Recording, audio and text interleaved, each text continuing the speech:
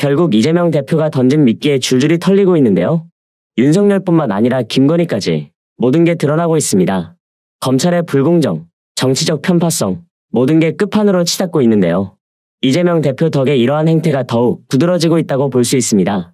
이재명 대표의 구속영장이 기각된 뒤로 아주 이상한 일이 벌어지고 있습니다. 구속영장 기각 이후에도 쪼개기 기소, 별건 수사와 같은 기이한 형태로 이재명 대표를 수사하고 있고 기소도 이어가고 있습니다. 그런데 이와 함께 두드러지고 있는 것이 김건희 관련 사건입니다. 김건희는 계좌가 주가 조작에 활용됐다는 법원 판결이 나왔음에도 말로만 수사를 진행 중이라는 것이죠. 이제는 국민 모두가 보는 앞에서 야당 수사에만 올인하고 살아있는 권력을 수사하는 것에는 손도 못 대고 있다는 게 드러났습니다. 그래서 검찰은 그럼 태도를 바꿨을까요? 전혀 아닙니다. 얼굴색 하나 바뀌지 않고 여전히 태도를 고수하고 있습니다. 검찰을 향한 불신은 이미 하늘을 찌르고 있는데 이제는 아예 잃을 게 없다는 식으로 나오고 있으니 기이할 따름입니다. 이미 구속영장이 기각된 마당에 영장에 들어있던 혐의 하나하나가 구속사안이라고 강변하는 서울중앙지검장의 태도, 국감장에서 발언하는 그 모습조차도 놀라울 따름이었습니다. 구속의 주체는 사법부이고 헌법과 법률에도 그렇게 규정이 되어 있음에도 검찰은 당당합니다. 구속할 사안인지를 판단하는 것은 당연히 사법부의 전속적 권한인데 검찰 간부라는 사람이 구속사안이라고 공개적으로 발언을 하고 있으니 주객이 전도되어도 한참 됐다는 것입니다. 이미 이들은 모든 걸 정해놓고 수사를 하고 있습니다. 행태를 보면 아주 가관이라 할 수 있는데 구속영장을 받아내려고 어떻게든 모든 혐의를 끌어모아 영장을 청구했습니다. 백현동 개발 특혜 의혹, 쌍방울 대북 송금 의혹, 위증교사 의혹 이런 것들을 모두 끌어모았는데요. 이제는 아주 치졸해 보이기까지 합니다. 지난 12일 백현동 건을 분리 기소한 뒤 16일에는 위증교사 건을 또 기소했고 이재명 대표를 여러 번 재판에 출석하도록 해서 괴롭히려는 의도가 보일 뿐 전혀 정의로워 보이지 않죠. 필요에 따라 본인들의 입맛에 맞춰 사건들을 여기저기 붙이고 쪼개는 행태, 아주 가관입니다.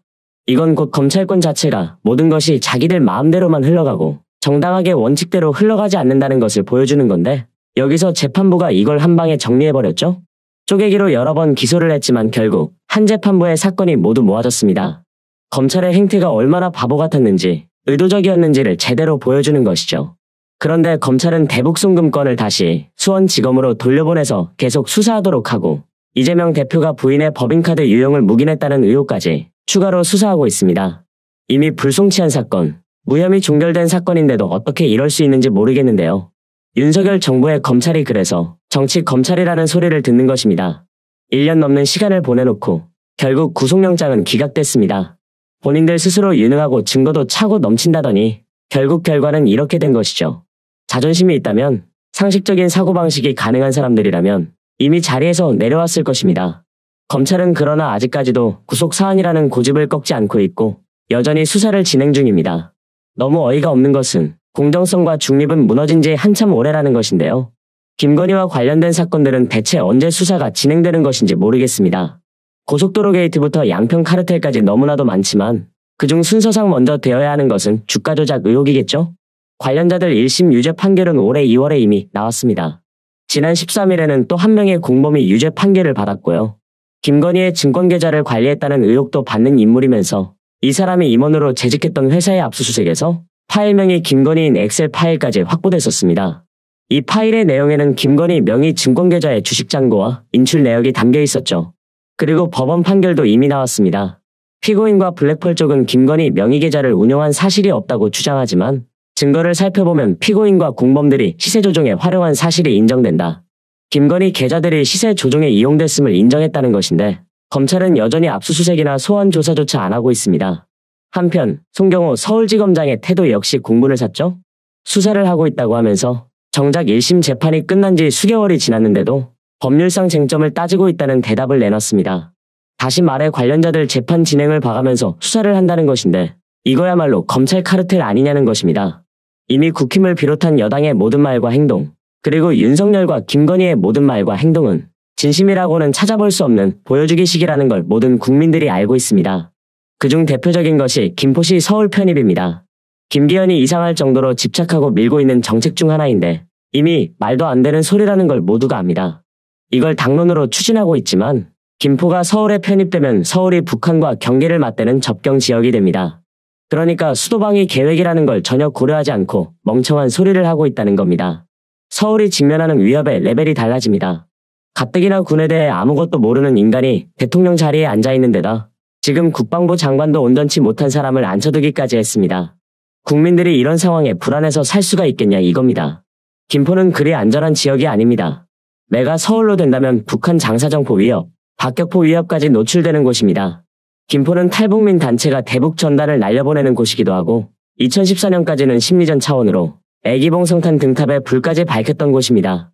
북한이 대북 전단 살포 진원지와 애기봉을 조준격파 사격하겠다고 위협한 바 있어서 주민들이 불안에 떨기도 했습니다. 접경지 김포의 위협이 수도 서울의 위협으로 바뀔 수 있는 사안인데 김기현은 머리가 어떻게 됐나 봅니다. 서울은 단순히 수도에서만 끝나는 곳이 아닙니다. 우리나라 한국군 작전계획도 서울 사수를 이름으로 있는 상태고 서울은 휴전선에서 50km 정도 떨어져 있죠. 작전 범위와 길이가 매우 짧은 곳이고 이미 지역 생김새에 따라 모든 구역을 나눠둔 상황입니다. 문재인 대통령을 넘어서 박정희 때까지 북한군 장사정포 사거리 바뀐 충청권으로 수도 이전을 고려하기도 했었는데 도대체 무슨 생각으로 우리 수도를 북한 접경 지역에 더 붙이겠다는 소리를 하고 있는 건지 알 수 없다는 것입니다. 혼란은 여기서 그치지 않고 정부와 여당 모두 비상입니다.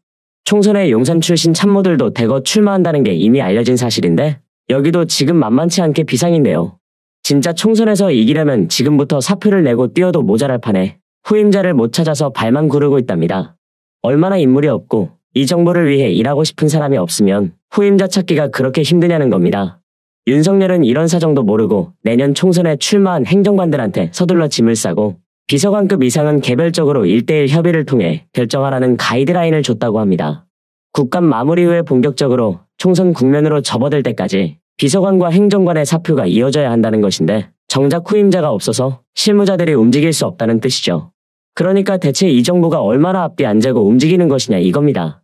행정관급은 지난달 중순부터 사표가 이어지고 있다고 하고 정부와 여당은 제대로 된 정책조차 내놓지 못하고 심지어 이미 추진 중인 정책들도 정부 따로 여당 따로 놀고 있습니다. 여당은 서울을 키우자, 대통령은 지방도시를 살리자고 하고 있습니다. 이게 얼마나 멍청한 일인가요? 판세는 민주당한테 갔다고 봐야죠. 이미 민주당은 여당 공세에 작정한 상태입니다. 대통령과 여당의 국정기조를 전환하라며 몇 가지 구체적인 요구를 했고 시간마저 한 달 이상 충분히 줬지만 여전히 말만 하고 행동으로 보여준 게 없다면서 비판에 나섰습니다.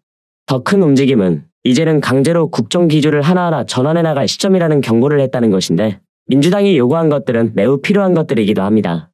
지금까지 직무유기 행태를 보여왔거나 무능함을 모두 노출시켰던 것들에 대한 변화를 요구한 것입니다. 한덕수 국무총리 해임, 한동훈 장관 파면, 부적격 인사철회, 이재명 대표와의 영수회담이 대표적입니다. 그러나 이 중에 그 어떠한 것도 이행된 게 없고 윤석열은 아예 무시하고 있습니다. 이게 어딜 봐서 협치입니까? 이게 국정 운영이냐 이겁니다. 민주당은 이동관 위원장 탄핵도 추진할 겁니다. 취임 뒤에도 최민희 등 민주당이 추천한 방통위원을 임명하지 않고 방통위가 KBS와 방송문화진흥회 이사장 및 이사 해임 처분 과정에 무리하게 개입하고 있다는 게 민주당의 입장입니다. 또한 쌍특검도 추진 중입니다. 대장동 50억 클럽과 도이치 주가 조작 특검도 12월 22일 이후에 열리는 첫 본 회의에 자동으로 상정됩니다. 그리고 양평 고속도로 논란, 최상병 수사 외압 의혹 등 4개 사안에 대한 국정조사를 추진한다는 것의 뜻을 모았는데요. 지금까지는 본인들 입맛대로 해온 윤석열과 그 하수인들이지만 이제는 법과 원칙대로 절차대로 모든 게 밝혀질 때라는 것입니다. 사실 지금도 늦었습니다. 국민들이 입은 상처와 손해, 우리 국가가 다시 회복하려면 많은 시간이 필요합니다. 그렇기에 윤석열의 말년은 절대 편하지 못할 겁니다.